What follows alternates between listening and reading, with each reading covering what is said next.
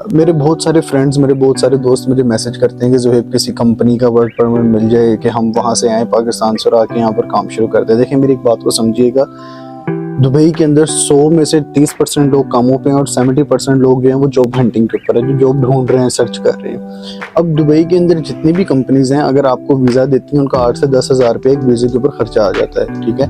अब एक आदमी, अब जो 70% लोग जो जॉब सर्च कर रहे हैं, उनमें से 35% लोग ऐसे जिनके अपने वीज़े हैं, जो 8-10 हज़ार रुपया, 8-10 हज़ार दिरहम जो खर्चा करके दुबई के अंदर आए हुए हैं, ठीक है। अब उनके अपने वीज़े, उनके अंदर से 30% लोग ऐसे हैं जो विजिट वीज़ों के ऊपर है, जो खुद खर्चा करके आए हैं। अब ज़ाहिर सी बात है कि कंपनी के सामने एक आदमी है जो इंटरव्यू दे रहा है। अब क्या होता है कि बहुत सारे लोग ऐसे होते हैं जो बहुत ज़्यादा इनकलाबियत के अंदर, जी हम ये कर देंगे, हम वो कर देंगे, जैसे बाहर का मुल्क ही हमारा इंतज़ार कर रहा है। वो लोग यहाँ पर आ जाते हैं, आने के बाद जिस वक्त काम शुरू करते हैं, महीना गुजरता है, 1.5 महीना गुजरता है, उसके बाद उनको घर की याद आनी शुरू हो जाती है। वो कहते हैं जी अब हमने घर जाना है। उसके बाद कंपनी का और उनका फड्डा स्टार्ट हो जाता है, आपस के अंदर उनकी ख़राब होनी शुरू हो जाती है। और वहाँ पर क्या होता है, कंपनी ने आपके ऊपर 8 से 10 हज़ार दिरहम लगाया हुआ है, कंपनी आपको ऐसे जाने तो नहीं देगी।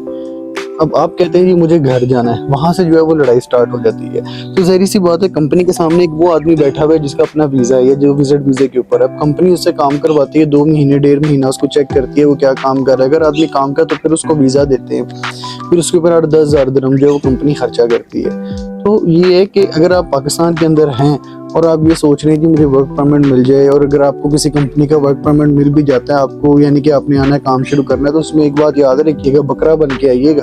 कंपनी ने आपको इस तरह छुरी फेरनी और आपकी खाल इस तरीके से उतारनी है कि 2 साल आपकी कमर सीधी नहीं होनी। सबसे पहली बात, आपने जिस वक्त यहाँ पर आना है, आते साथ उसने जो भी आपके साथ आपको पाकिस्तान में बहुत ज़्यादा सुहाने ख्वाब दिखाए गए होंगे, जी 2000 दिरहम सैलरी, 3000 दिरहम सैलरी, 3500 दिरहम सैलरी। बाबा जी ऐसा कुछ भी नहीं होना, ठीक है जी। 2000 दिरहम सैलरी, 3000 दिरहम सैलरी, 3500 दिरहम सैलरी। बाबा जी ऐसा कुछ भी नहीं होना, ठीक है। आपने जब वहां से आना है, उसने जो आपके पैसे हैं वीजे के, वो उसने आपकी सैलरी में से कट करने। और अगर आपको वहां पर पाकिस्तान में कोई एजेंट कहता है जी वीजा जो है वो कंपनी की तरफ से है, तो वो झूठ है। वो इस तरीके से झूठ है कि जिस वक्त वो आप आएंगे यहाँ पर, तो वो आपको सिर्फ 1000 दिरहम सैलरी देगी, इसके ऊपर वो आपको सैलरी नहीं देगी। अब आप 2 साल उसके पास बंदे में है, आपको सिर्फ 1000 दिरहम मिलना है। 1000 दिरहम पाकिस्तानी मालियत के अंदर इस वक्त 77,000 या 78,000 बनता है, इतना बनता है। अब आप मुझे बताएं, आप 1000 दिरहम के अंदर आप अपना प्रदेश भी काटेंगे, अपने घर वालों से भी दूर हैं, सबसे दूर हैं, उसके अंदर फिर आपका अपना खर्चा भी बचा के आपने जो है वो अपने घर 30 से 35-40 हज़ार रुपया ही भेजना है। तो मैं तो इस हक के अंदर नहीं हूँ कि आप जो है वो किसी कंपनी के वर्क परमिट के ऊपर आए यहाँ पर। पहली बात, कंपनी देती नहीं है। और अगर आपके साथ कोई छोटी मोटी कंपनी है, कोई भी एजेंट आपको कह देता है जी नहीं है, वहां जाते साथ जॉब लग जाएगी, ऐसा हो जाएगा, पहले तो ऐसा होता नहीं है। लेकिन आपने नहीं लेना, आपको बार बार कहूँगा, आपने इस चक्कर में नहीं आना। क्योंकि अगर आप आएंगे, या तो कंपनी आपकी खाल उतार देगी या वो एजेंट आपकी खाल उतार देगा। 2 साल के लिए आप जो है वो घोड़े की तरह डोंगी बन के बंधे में है, ठीक है। तो वो खराबी है।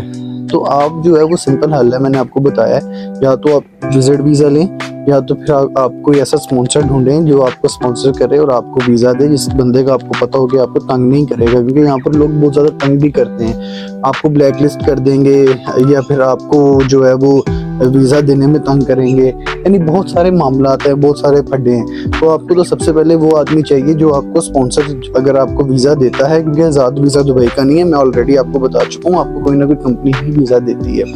आप यहाँ पर आएँ, विजिट वीज़े पे आएँ, दूसरे वीज़े के ऊपर आएँ, आगे आप अपनी जॉब सर्च करें। लेकिन सबसे ज़्यादा ज़रूरी ये है, मैं बहुत सारे लोगों को सर्च करें, लेकिन सबसे ज़्यादा ज़रूरी ये है, मैं बहुत सारे लोगों को मिलता हूँ, बहुत सारे लोगों से पूछता हूँ जिन लोगों को जॉब नहीं मिल रही, ठीक है। यानी क्योंकि मेरी जो है वो अपनी एक छोटी सी कंपनी भी है जॉब कंसल्टेंसी की, क्योंकि मेरी शुरू से हॉस्पिटैलिटी की लाइन रही है, तो मेरे पास एवरीडे बहुत सारी रेस्टोरेंट्स की जॉब्स आती रहती हैं।